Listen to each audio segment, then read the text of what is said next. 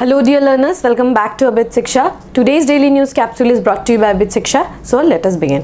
आज जो है काफ़ी important articles है, complete करना है जिनको. These are very important articles, so we will cover it one by one.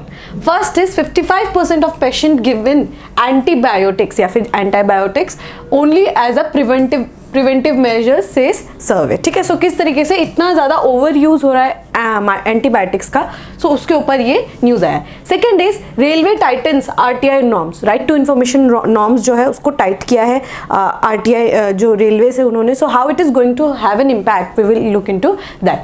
Third is 50% of cyber crime complaints originate in China, pockets of Cambodia and Myanmar. ठीक है, तो यहाँ पे क्या है, जितना साइबर अटैक साइबर फ्रॉड्स जो हो रहे हैं वो मेनली मोर देन 50% जो है चाइना, कंबोडिया और म्यांमार के आसपास वाले इलाके में हो रहा है. And last and one of the most important news is SpaceX Falcon 9 to launch India GSAT-20 satellite to spread broadband coverage. ठीक है, सो ये इंपॉर्टेंट न्यूज है चारों, both from the point of view of prelims and from the point of view of mains examination. ठीक है, so first news is 55% of patients given antibiotics only as a preventive measure says survey. ठीक है, so यहाँ पे क्या है हमें देखने को मिलता है कि doctors they are prescribing antibiotics या फिर एंटीबायोटिक्स जिसको हम बोलते हैं in a very incessant manner. बहुत ही ज़्यादा केसेस में देखा जा रहा है कि even though the disease is not diagnosed but वो जो है एंटीबायोटिक्स जो है प्रेस्क्राइब कर देते हैं टू दी पेशेंट. ठीक है, सो अ की रीज़न फॉर इससे क्या होगा कि आप जब है एंटीबायोटिक्स को जो है जब कंज्यूम करते रहेंगे there is a time when the body becomes immune. The bacteria which has infected our body या फिर उसने जो जिस भी बैक्टीरिया ने हमारे बॉडी पे डिजीज क्रिएट किया है वो क्या करता है, उसको समझ आ जाता है कि now they are going to take this antibiotic. Now वो क्या होता है, बैक्टीरिया जो है वो इम्यून कर लेता है खुद को. ठीक है, हमने if you remember the classes हमने क्या डिस्कस किया था कि स्पाइक प्रोटीन जो है उसको थोड़ा सा ट्विस्ट कर देते हैं, थोड़ा सा चेंज कर लेते हैं, सो उसके बाद क्या हो जाते हैं, वो इम्यून हो जाते हैं उस चीज़ से. सिमिलरली जिस तरीके से हम एंटीबायोटिक का कोर्स लेते रहेंगे, एक समय ऐसा आएगा कि जो वायरस है उसको समझ आ जाएगा कि now they are going to take the antibiotics और वो क्या करते हैं, एंटीबायोटिक को रेजिस्ट करने लगता है. ठीक है, फिर एंटीबायोटिक कोई काम का नहीं आता. उस फिनोमिना या फिर उस सिचुएशन को हम क्या बोलते हैं, एंटीबायोटिक रेजिस्टेंस या फिर एंटीबायोटिक रेजिस्टेंस बोलते हैं या फिर एंटी माइक्रोबियल रेजिस्टेंस भी बोलते हैं. ठीक है, सो इसमें क्या होता है, एक्सेसिव जब आप यूज करते हैं और इनअप्रोप्रिएटली अगर यूज करते हैं एंटीबायोटिक्स का, तो उसमें क्या हमें देखने को मिलता है, एंटीबायोटिक रेजिस्टेंस या फिर एंटी माइक्रोबियल जो रेजिस्टेंस है वो हमें देखने को मिलता है. And it has been said by NCDC, that is national centre for disease control. ठीक है, it is under the union health ministry के जो है अंडर आता है. ठीक है, क्या बताया गया है कि 94% of patients were prescribed antibiotic even before a definitive diagnosis of the infection. मतलब 90% जो है 94% जो 100% में 94% जो जनता है उनको विदाउट इवन कंफर्मिंग कि आपका बेसिकली डिजीज क्या है, उन लोगों को एंटीबायोटिक्स जो है वो प्रिस्क्राइब कर दिया गया था. ये ओनली 6% लोगों को तभी एंटीबायोटिक्स रिकमेंड किया गया when after the confirm diagnosis. आपको जो बीमारी हुआ है उसको जब कंफर्मेशन मिला उसके बाद ही जो है एंटीबायोटिक्स का जो है रिकमेंडेशन देखने को मिला. सो आप देख रहे हैं कि किस लेवल पे जो है हमारे देश में जो है एंटीबायोटिक्स का कंजम्पशन होने लगा. And it is mind you world health organisation ने एंटी माइक्रोबियल रेजिस्टेंस को one of the biggest threat भी बोला है. ठीक है, क्योंकि एक ऐसा समय आएगा कि हमारा बॉडी जो है वो जो बैक्टीरिया है हमारे बॉडी में वो रेजिस्ट करने लगेगा. ठीक है, सो जो वर्ल्ड हेल्थ ऑर्गेनाइजेशन है उसने भी इसके ऊपर जो है काफी अलार्मिंग सिचुएशन जो है वो बताया है. ठीक है, over half of the almost 10,000 patients surveyed recently were given antibiotics to prevent infection. Preventing के लिए मतलब infection हुआ भी नहीं, prevent करने के लिए rather than to treat it. And antibiotics हम कब खाते हैं, जब हमें कुछ हो जाता है उसके बाद, right? बट यहाँ पे क्या है, prevent करने के लिए ही हमने जो है antibiotics दे दिया जाता है. amid growing concerns about the rise in resistance to the antibiotics. ठीक है, एंटीबायोटिक्स का जो है रेजिस्टेंस अभी काफी हाई लेवल पे देखने को मिला है, shows a health ministry survey. As much as 94% patients were given antibiotics before confirmation. यहाँ पे हम लोगों ने देख लिया of a definitive diagnosis. Earlier this week ये जो है national centre for disease control ने ये जो है रिपोर्ट, ये जो सर्वे है ये बताया था. ठीक है, यस ऑफ द क्या है 11,000 almost 11,600 admissions and 96,000 eligible patient, 72% were prescribed antibiotics. Only 45% of them were prescribed antibiotic for therapeutic indications meant to treat infection. मतलब ये जो 11,600 जो पेशेंट्स हैं उसमें से सिर्फ 9,000 जो है जिसमें इसमें क्या है, इसमें क्या थे, इसमें 9,652 जो थे ये सब एलिजिबल पेशेंट है, ठीक है, ये सब जो है एलिजिबल पेशेंट है। इनमें से बस 72% जो है, जो 72% है उनको जो है प्रिस्क्राइब किया गया था एंटीबायोटिक्स, ठीक है। उसमें 72% में भी जो 45% है उन लोगों को इसीलिए दिया गया क्योंकि उनकी जो है कोई बीमारी है, ठीक है। ये जो है सर्वे ऐसे कंडक्ट किया गया। देखिए 11,600 जो है लोगों के ऊपर जो है आपके जो है ये पेशेंट्स थे, 11,600 पेशेंट्स हैं, उसमें से जो है 9,652 जो है वो एलिजिबल पेशेंट्स थे, ठीक है, वो एलिजिबल पेशेंट्स थे। उनमें से जो है 74% को 72% नॉट 74 बट 72% को जो है एंटीबायोटिक मेडिसिन जो है वो दिया गया। उसमें से 45% जो है 45% उनको सच्ची में एंटीबायोटिक्स की जरूरत थी, लेकिन बाकी जो 55% जनता है उनको जो है सिर्फ और सिर्फ प्रोफाइलेटिक जो इंडिकेशंस, मतलब टू प्रिवेंट द ऑकरेंस, अगर सिर्फ रोकने के लिए जो है दिया गया। मतलब किस लेवल पे देख रहे हैं, 55% जो जनता है जो यहाँ पे इस छोटे से नंबर जो 11,000 जो लोगों के ऊपर जो सर्वे है उसमें 55% जो लोगों को इस सिर्फ प्रिवेंट करने के लिए, not for the cause but for prevention, prevention के लिए जो है प्रिवेंशन के लिए जो है एंटीबायोटिक जो है वो प्रोवाइड किया गया। This is a very grimming situation, क्योंकि यहाँ पे क्या है, बहुत सारे जो लोगों को जो है एंटी माइक्रोबियल रेजिस्टेंस का जो है चांसेस जो है वो बहुत ज़्यादा हाई हो जाता है, ठीक है, बहुत ज़्यादा यहाँ पे जो है हाई हो जाता है। Only 6% were prescribed antibiotics after confirmed diagnosis.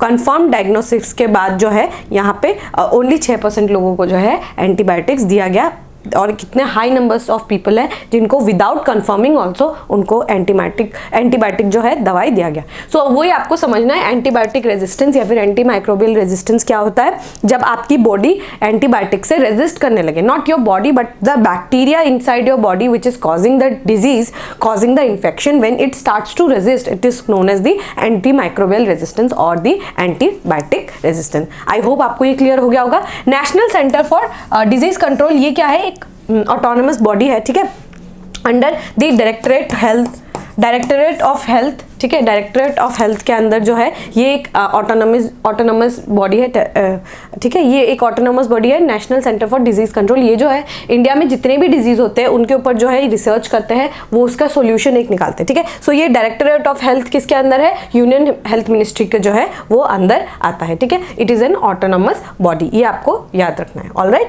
So we can move on to the next news. The next news is railways tighten the RTI norms after the revealing the cost of PM selfie points. तो ये इस तरीके का आपको बहुत सारी जगह पे इस तरीके का, let me increase the picture if we can,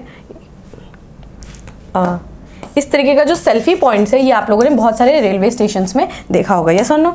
ये इस तरीके का जो है सेल्फी पॉइंट्स जो है आपको बहुत सारे रेलवे स्टेशंस पे देखने को मिलेगा, वेयर जो है ऑनरेबल प्राइम मिनिस्टर का जो है पिक्चर लगा दिया है। सो यहाँ पे क्या हुआ कि बहुत लोगों ने RTI फाइल किया, ठीक है, RTI फाइल किया कि ये जो इस तरीके के जो पिक्चर कटआउट्स है, पिक्चर कटआउट्स जो है उसको बनाने में कितना समय कितना पैसा जो है खर्चा हुआ, ठीक है। सो ये जो सेल्फी पॉइंट्स है यहाँ पे जो है लोगों ने RTI फाइल किया। So under the new norms जो उन्होंने क्या किया, ये पता चला कि एक पिक्चर, एक स्टेशन पे एक पिक्चर कटआउट करने के लिए कितना लगता है, ऑलमोस्ट 6.25 लाख रुपीस लगता है, 6.25 लाख रुपीस लगता है एक इमेज को जो है इस तरीके से प्रिंट आउट करके एक सेल्फी पॉइंट बनाने के लिए, और एक टेम्परेरी बूथ बनाने के लिए जिसके ऊपर वो पिक्चर लगा रहता है, वो टेम्परेरी बूथ लगाने के लिए almost 1.2 lakh rupees 1.25 lakh rupees जो है वो खर्चा हो जाता है। मतलब ऑलमोस्ट अराउंड 7 लाख के अराउंड जो है, 7 लाख के अराउंड जो है 7.5 लाख रुपए जो है एक स्टेशन पे लगता है, ठीक है। एक स्टेशन पे 7.5 लाख रुपए जो है आप खर्च कर देते हैं कि ये इस तरीके का कोई इमेज बनाने के लिए, ठीक है। सो ये देखने के बाद क्या हुआ कि अब जो है रेलवेज ने ये बोला है कि अब आप जो भी कोई RTI फाइल करेंगे, हर चीज़ का आपका रिप्लाई नहीं देंगे, ठीक है, हर चीज़ का कोई भी फ्रिवलेस इस तरीके का अगर आप चीज़ पूछेंगे तो उन्होंने क्या किया, आरटीआई के जो नॉर्म्स है, आरटीआई के जो नॉर्म्स है कि कौन से बेसिस पे आप आरटीआई फाइल कर सकते हैं, उसके नॉर्म्स को जो है स्ट्रिक्ट कर दिया है, ठीक है। यहाँ under the new norms all reply must be cleared by general managers of zonal railways और divisional railway managers in the division, ठीक है। सो यहाँ पे क्या है, नॉर्म्स थोड़ा टाइट कर दिए गए हैं, ठीक है। सो हमें ये जानना है, ये टॉपिक आया है तो हमें ये जानना है, बिकॉज आरटीआई और आपका चीफ इंफॉर्मेशन कमिश्नर जो है ये काफ़ी न्यूज़ में भी है। सो हमें आरटीआई क्या है और चीफ सेंट्रल इंफॉर्मेशन कमीशन क्या है, चीफ मतलब आपका सेंट्रल इंफॉर्मेशन कमीशन और आपका आरटीआई क्या है। सो आरटीआई क्या है, जब 2005 में एक एक्ट लाया गया था, right to information. Right to information जो है हमारा one of the fundamental rights में काउंट किया जाता था, ताकि हमें पता चले कि गवर्नमेंट क्या कर रही है, गवर्नमेंट कहाँ पैसा खर्चा कर रही है, ठीक है। सो पब्लिक ऑफिस, कोई भी पब्लिक ऑफिस होता है, कोई भी पब्लिक ऑफिस होता है, अगर आपको वहां पे कुछ भी क्वेश्चन पूछना है, नॉट कुछ भी बट फ्रिवलस क्वेश्चंस नहीं, बट कोई जेन्युइन क्वेश्चन कि यहाँ पे कितना खर्चा हुआ, इस केस का क्या चल रहा है, then you can file an RTI. आप जो है आराम से एक आरटीआई फाइल कर सकते हैं and it is very minimal cost, ठीक है, 10 रुपये लगता है एक आरटीआई फाइल करने में। सो ये कोई भी public office, mind you, not private office, ठीक है, नॉट कोई भी आपका कोई भी इंडिविजुअल का ऑफिस या फिर आपके कोई भी रिलेटिव का अगर कोई ऑफिस है, वहां पे आप आरटीआई नहीं फाइल कर सकते। कोई भी पब्लिक ऑफिस, ठीक है, कोई भी पब्लिक ऑफिस के ऊपर जो है आप आरटीआई फाइल करके कुछ भी अगर आपको जानना हो तो वो आप जान सकते हैं। It is under the right to information act, ठीक है। सो ये एक्ट से बना है, that means this is a statutory body, right. ये कमीशन जो सेटअप क्या है, this is a statutory body, right. So ये चीफ जो हमारा सेंट्रल इंफॉर्मेशन कमीशन है, ये क्या है, एक स्टैट्यूटरी बॉडी है which is made under the RTI act, ठीक है। सो ये कैसे एस्टेब्लिश किया गया है सेंट्रल गवर्नमेंट द्वारा 2005 में under the provisions of right to information act. It is not a constitutional body, this is a statutory body, क्योंकि एक एक्ट से बना है इसीलिए this is a statutory body. कितने क्या क्या कौन कौन मेंबर्स होते हैं, एक चीफ इंफॉर्मेशन कमिश्नर होते हैं और यहाँ पे not more than 10 information commissioners, ठीक है। एक चीफ इंफॉर्मेशन कमिश्नर होता है एंड नॉट मोर देन 10, मतलब 9 हो सकते हैं, 8 हो सकते हैं, 7 हो सकते हैं, बस 10 से 11 नहीं हो सकते। 10 जो है वो मैक्सिमम कैप है, ठीक है, मैक्सिमम लिमिट है, ठीक है। अपॉइंटमेंट कैसे अपॉइंट कौन करते हैं, इनको प्रेसिडेंट साहब अपॉइंट करते हैं on the recommendation of a committee consisting of prime minister as chairperson, leader of opposition of Lok Sabha and a union cabinet minister nominated by prime minister. मतलब इनका अपॉइंटमेंट जो है, अपॉइंटमेंट तो आपका प्रेसिडेंट साहब करते हैं, लेकिन एक कमिटी है उनको रेकमेंड करती है। कमिटी के मेंबर्स कौन होते हैं, आपके पीएम साहब, आपके लीडर ऑफ ऑपोजिशन साहब और एक यूनियन कैबिनेट मिनिस्टर जो हमारे पीएम ने रिकमेंड किया होता है, ठीक है। तो ये नाम रिकमेंड करते हैं प्रेसिडेंट को, प्रेसिडेंट जो है वो अपॉइंटमेंट करते हैं, ठीक है।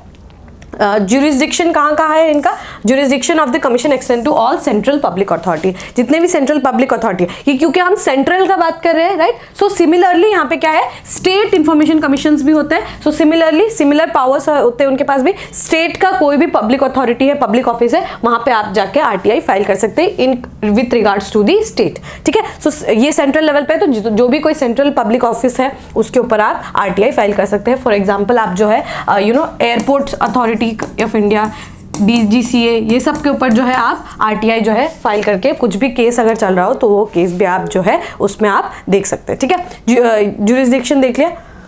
टेन्योर क्या है, सेंट्रल चीफ इंफॉर्मेशन कमिश्नर का और इंफॉर्मेशन कमिश्नर का जो है टेन्योर कौन करते हैं डिसाइड, सेंट्रल गवर्नमेंट। कॉन्स्टिट्यूशन नहीं करते, पार्लियामेंट भी नहीं करते, बट सेंट्रल गवर्नमेंट। मतलब यहाँ पे देख रहे हैं आप, इंक्रीज पावर है किसका, जो सेंट्रल गवर्नमेंट है उनके पास जो है इंक्रीज जो है पावर बहुत ज्यादा है, ठीक है। यहाँ पे देख रहे हैं प्राइम मिनिस्टर, एक यूनियन कैबिनेट मिनिस्टर है, वो दोनों मिलकर 2:1 के रेशियो में भी जो है वो जीते जाएंगे। सो यहाँ पे देख रहे हैं आप, सेंट्रल गवर्नमेंट का power is much more higher, ठीक है, और until the age attain the age of 65 years whichever is earlier, ठीक है। तो सेंट्रल गवर्नमेंट है वो टेन्योर डिसाइड करते हैं किनका, सेंट्रल इंफॉर्मेशन कमिश्नर के जो चीफ इंफॉर्मेशन कमिश्नर है उनका जो है टाइम पीरियड वो डिवाइड करता है। They are not eligible for reappointment, ठीक है। सो ये बहुत इंपॉर्टेंट टॉपिक है, मैंने आपको यहाँ पे एक्सप्लेन करने की पूरी कोशिश की है। आई होप आपको समझ आ गया हो। उनका जो है टेन्योर कॉन्स्टिट्यूशन भी नहीं डिसाइड करता है, पार्लियामेंट भी नहीं डिसाइड करता है, बट दिस सेंट्रल गवर्नमेंट जो है वो डिसाइड करते हैं, ठीक है। आई होप आपको ये टॉपिक क्लियर हो गया होगा। This is a very important topic, ठीक है, इसीलिए हमें इसको अच्छे से करना था। Next is 50% of cyber crime complaints originate in China, pockets of Cambodia and Myanmar. ठीक है, सो आपको मालूम होगा साइबर अटैक्स जो है this has become very prevalent. ठीक है, अभी जो है साइबर अटैक्स बहुत ज्यादा प्रेवलेंट हो गया है with increase of digital India. Digital literacy जितना ज़्यादा बढ़ रहा है और डिजिटल का जो है स्कोप जितना ज़्यादा बढ़ रहा है, उतना ही ज़्यादा जो है साइबर अटैक्स का जो है चांसेस भी उतना ज़्यादा बढ़ जा रहा है और हम उतना ही ज़्यादा वल्नरेबल भी होते जा रहे हैं। ठीक है, इवन पीपल लाइक अस जो हम डेली जो है इंटरनेट यूज़ कर रहे हैं और हमारे जैसे जो यंग पीपल है उनको भी जो है बहुत इजीली साइफन किया जा सकता है, बहुत इजीली उनके साथ स्कैम्स हो सकते हैं, बहुत इजीली वो किसी भी फ्रॉडुलेंट ग्रुप के साथ जो है वो they can get in A contact, right. But आप सोचिए उन लोगों का जो वो टियर 2 टियर 3 सिटी में रहते हैं, गांव में रहते हैं, रूरल एरियाज में रहते हैं, उनको उतना ज़्यादा फ़ोन किस तरीके से यूज़ करे, they are not very digitally literate. ठीक है, डिजिटल लिटरेसी जो है बहुत कम है अभी भी। ठीक है, इंटरनेट यूजर्स बढ़ गया है बट डिजिटल लिटरेसी अभी भी बहुत कम है। ठीक है, सो उसकी वजह से जो है हमें क्या देखने को मिला, ये एक रिपोर्ट निकाला है। रिपोर्ट किसने निकाला है? ठीक है, रिपोर्ट निकाला है Indian cyber crime coordination centre I4C ने जो है रिपोर्ट निकाला है which comes under the ministry of home affairs. उन्होंने क्या बोला है कि 50% जो साइबर कंप्लेंट्स आए हैं नेशनल साइबर हेल्पलाइन नंबर पे, वो कहाँ से आए हैं? चाइना, कंबोडिया और म्यांमार के पॉकेट से आए। ठीक है, 50% से भी ज़्यादा जो भी साइबर अटैक्स हुए हैं वो इन्हीं एरिया से आए हैं। ठीक है, सो अगर हम देखें डेटा के हिसाब से from April 2021 to December 2023 India has lost around 10,319 crore rupees जो है हम लोगों को साइबर फ्रॉड के वजह से जो है हम लोगों को खोना पड़ा। This is a very huge number. इतना 1000 करोड़ जो है हमें लॉस हुआ है इन दी साइबर फ्रॉड्स। ठीक है, in 2023 around 15.5 lakh cyber crime complaints were received up from 26,000 such complaints in 2019। आप देख रहे हैं स्काई रॉकेट हुआ है। 26,000 कंप्लेंट जो है ये 2019 में आया था, 2023 में 15.5 लाख कंप्लेंट्स आया है। मतलब this has sky rocketed. You can see कि साइबर फ्रॉड जो कंप्लेंट्स है वो कितना ज़्यादा बढ़ गया यहाँ पे, 26,000 से 15.5 लाख, मतलब 10x 100x ग्रोथ हमें देखने को मिल रहा है इन दी साइबर क्राइम कंप्लेंट। सो हमें बहुत ही ज़्यादा ज़रूरत है किसका? डिजिटल लिटरेसी का, पहली बात तो, और साथ में डिजिटल अवेयरनेस का।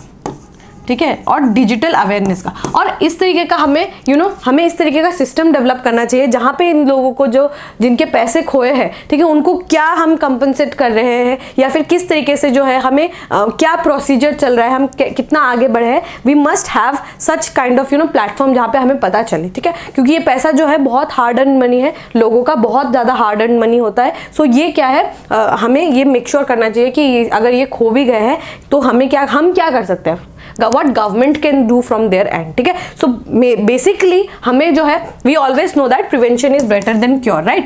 prevention is better than cure। so prevent करने के लिए हमने जो है डिजिटल लिटरेसी और डिजिटल अवेयरनेस जो है वो क्रिएट करने की बहुत ज़्यादा ज़रूरत है, स्पेशली रूरल एरियाज में एंड टियर 2 टियर 3 सिटीज़ में, जहाँ पे उतना ज़्यादा इंटरनेट पेनिट्रेशन तो है बट इंटरनेट लिटरेसी उतना ज़्यादा नहीं है। This is just a case. इसी के साथ में न्यूज़पेपर में सिमिलर, उसी के साथ में, इसी न्यूज़ आर्टिकल के साथ में एक बार पता है क्या लिखा था? ऑलमोस्ट 10,000 अटैक से भी ज़्यादा हुए हैं इन दी आपका G20 का जो वेबसाइट है इंडिया का, वहाँ पे 10,000 से भी ज़्यादा जो है अटैक्स हो पाए हैं पर मिनट जो है 10,000 से भी ज़्यादा जो है अटैक्स जो है होते जा रहे हैं। ठीक है, सो ये कितना बड़ा नंबर है, you can see it in the G20 का वेबसाइट ओनली, कि G20 का वेबसाइट को जो है हैक करने की पूरी यहाँ पे कोशिश की जा रही है। तो ये बहुत ज़रूरी है कि हम समझें कि किस तरीके से हमें डिजिटल लिटरेसी जो है वो प्रोवाइड कराने की बहुत ज़्यादा यहाँ पे ज़रूरत है। So the last news is SpaceX Falcon 9 to launch India's GSAT-20 satellite to spread broadband coverage। ठीक है, so हमें ये जानना है कि आपको मालूम होगा SpaceX जो है ये एक US की कंपनी, मतलब ये इलॉन मस्क जो है, आपको मालूम होगा इलॉन मस्क जो है आपके वहाँ के बहुत बड़े बिजनेस टाइकून हैं, यस और नो। सो उनका जो है उनका प्रोजेक्ट जो है स्पेसएक्स क्या है, उनका इलॉन मस्क का अपना खुद का प्रोजेक्ट है। सो वो क्या करेंगे, अब इंडिया के जो है एक सैटेलाइट है वो लॉन्च करेंगे जिसका नाम क्या है, GSAT-20, ठीक है, GSAT-20 we will launch it on the SpaceX का जो है पेलोड जो प्रोवाइड करता है SpaceX का Falcon 9 जो रॉकेट है वो हमारा GSAT-20 को जो है वहां जाके लॉन्च करेगा इन दी स्पेस, ठीक है। सो Falcon 9 क्या है? Falcon 9 एक रॉकेट है, ठीक है। जैसे इंडिया के पास क्या है आपको मालूम होगा, PSLV, GSLV Mark 3, ठीक है, ये सब क्या है? ये सब रॉकेट्स होते हैं। ये सब क्या है? रॉकेट्स होते हैं, ठीक है। GSLV, PSLV ये सब क्या है? रॉकेट्स होते हैं, ठीक है। सो इंडिया के पास जो है वो हमारे पास GSLV Mark 3 है, ठीक है। Mark 3 जो है वो सबसे ज़्यादा हेवीएस्ट पेलोड जो है वो प्रोवाइड करा सकता है, बट फिर भी ये बहुत कम है, ठीक है। ये ऑलमोस्ट हम जो है ये जो GSAT-20 है इट्स ऑलमोस्ट अराउंड 4000 समथिंग किलोस का जो है उसका वेट है, ठीक है। 4000 something is its weight, 4000 kilo something is its weight, ठीक है। सो ये हमारा GSLV Mark 3 जो है, जो हमारे पास इंडिया के पास सबसे एडवांस्ड है रॉकेट लॉन्चर, वो हम जो है उसमें कैरी नहीं कर सकते। इसीलिए हमने क्या किया, हम जो है Falcon 9 जो रॉकेट है जो SpaceX का है उससे हम उसको यूज करेंगे और ये पेलोड जो है हम स्पेस पे पहुंचाएंगे, ठीक है। सो यहाँ पे आप देख सकते हैं बहुत इंपॉर्टेंट एक चीज आप देख सकते हैं कि हम क्या इंटीग्रेट कर रहे हैं, प्राइवेट प्लेयर्स को भी इंटीग्रेट कर रहे हैं in the space sector, right. So private sector का जो है बहुत जरूरत हो गया है हमें कि वो आके इंडिया में इन्वेस्ट करे, इंडिया में जो है रॉकेट वगैरह लॉन्च करे, और उसके लिए ये बहुत ही ज्यादा पॉजिटिव स्टेप है। सो आपको याद रखना है इसरो का एक आर्म है, ठीक है। इसरो का क्या है? इट इज अ आर्म, उसका नाम क्या है? New space India limited, NSIL, new space India limited क्या है? वो उनका कमर्शियल आर्म है। इसरो का जो है ये कमर्शियल आर्म है। ये क्या करेंगे, जो कमर्शियल जो भी कोई कंपनी होती है वो क्या करते हैं, NSIL के थ्रू जो है इंडिया में आते हैं, और इंडिया में कोई भी प्राइवेट रॉकेट अगर लॉन्च करना हो सो वो NSIL के थ्रू जो है हम लॉन्च करवा सकते हैं, स्पेशली फॉर प्राइवेट पीपल, ठीक है। प्राइवेट प्लेयर्स जो है उनके लिए हम ये NSIL जो है वो आके यहाँ पे जो है इंडिया से श्रीहरिकोटा से ये रॉकेट्स जो है लॉन्च कराते हैं, ठीक है। As part of the space sector reforms announced by union government in June 2020 the NSIL, ठीक है, NSIL कब आया? जून 2020 में स्पेस सेक्टर रिफॉर्म्स में जो है NSIL को जो है बनाया गया, was mandated to build, launch and own and operate satellites in demand driven mode. मतलब NSIL जो है अपना बिल्ड करेंगे, लॉन्च करेंगे, ओन करेंगे, अपना जो है ओनरशिप रखेंगे। जैसे अभी जो हम भी कोई भी इसरो से अगर वो भेजते तो वो गवर्नमेंट का प्रॉपर्टी रहता है, यस। तो इसमें NSIL में क्या है, वो अपना खुद का बिल्ड करेंगे, लॉन्च करेंगे, ओन करेंगे और ऑपरेट करेंगे सैटेलाइट को in the demand driven mode, ठीक है। Demand driven mode to meet the service needs of the user, ठीक है। Service needs of the user वो क्या करेंगे, डिमांड ड्रिवन मोड में। तो बेसिकली यहाँ पे क्या करने की हम कोशिश करें, कमर्शियलाइजेशन की यहाँ पे कोशिश करें, बिकॉज यहाँ पे क्या है, एक तो इंडिया का आप देख सकते हैं स्पेस सेक्टर में कितना बड़ा बूम आया है after Chandrayaan, XPoSat and then Aditya L1, everything. यहाँ पे हमें क्या देखने को मिला है, एक बूम देखने को मिला है, एक राइज देखने को मिला है। सो उसी के लिए जो है हम लोगों को अब NSIL को भी हम उतना ज्यादा पुश दे रहे हैं, ठीक है।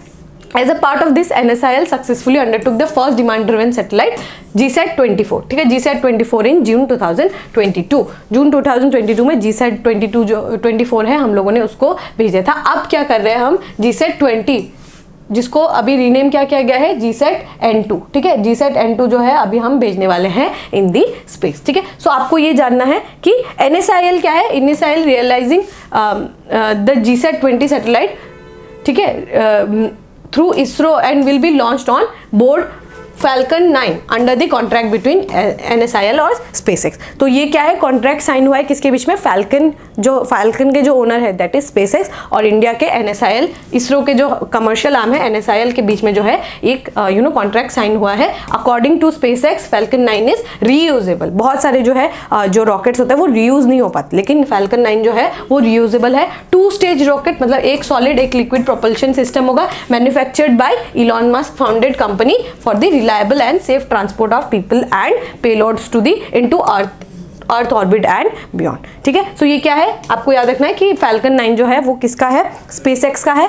इसमें 2 पेलोड है, 2 स्टेजेस है पेलोड का, एक सॉलिड एक लिक्विड, ठीक है। और यहाँ पे क्या है, इसको हम रीयूज कर सकते हैं, ये बहुत इंपॉर्टेंट चीज है, हम इसको रीयूज कर सकते हैं, ठीक है। सो आपको याद रखना है ये जो है इंपॉर्टेंट चीजें हैं, ठीक है, ये इंपॉर्टेंट चीजें हैं।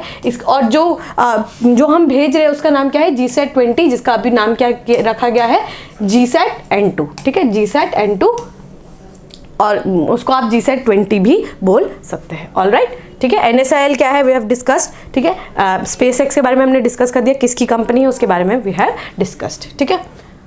Alright, with this we have come to end of today's daily news discussion. If you have liked this discussion, don't forget to give a like and write down in the comment section. We will meet in the next discussion. Till then, take care and thank you.